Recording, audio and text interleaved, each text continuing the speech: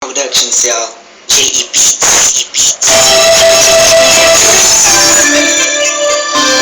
This is a Breezy Boys Club exclusive.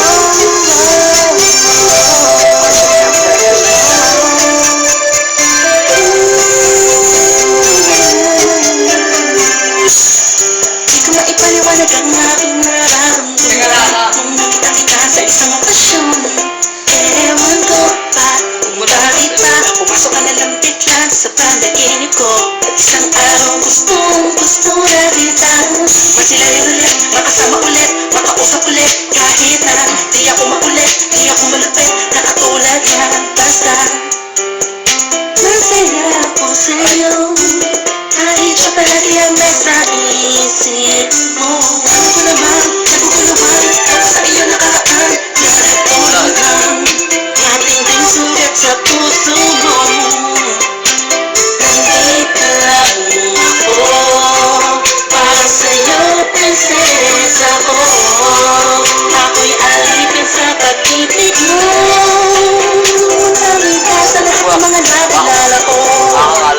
Di ako nagsasawang tingnan tayong dalawa na magkatabi sa loob ng pinto. She's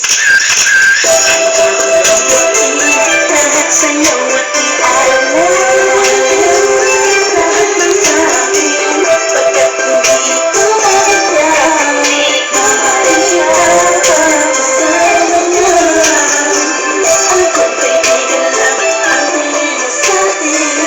Ganun pa nga ay ayos na. Basta nandito lang ako sa'yo hanggang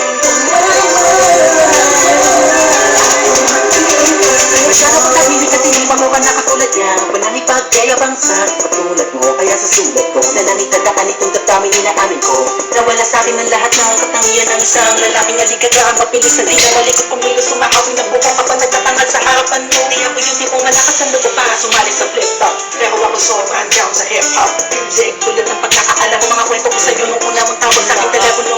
Aking telepono'y laging inaabang ang mag-ring o kahit text man lang, mami. Gabi-gabing nakatisik sa larawan mo. Ang sarap sa pakiramdam. Isip ko ikaw ang napanaginipan ko. Magkasama tayo sa kaharian mo. Anak, prinsesa, asarap mag-alay sa'yo. Sabihin mo lang kung kailangan mo. Agad ka kahit mula galing masaya hanggang dulo. Kahit na ako'y matatakutin sa'yo. Ang ano naka-post? Pinost si RJ.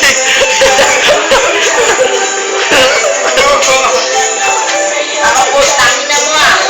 Gago na, hindi naka-post. Naka-post, gago. 249.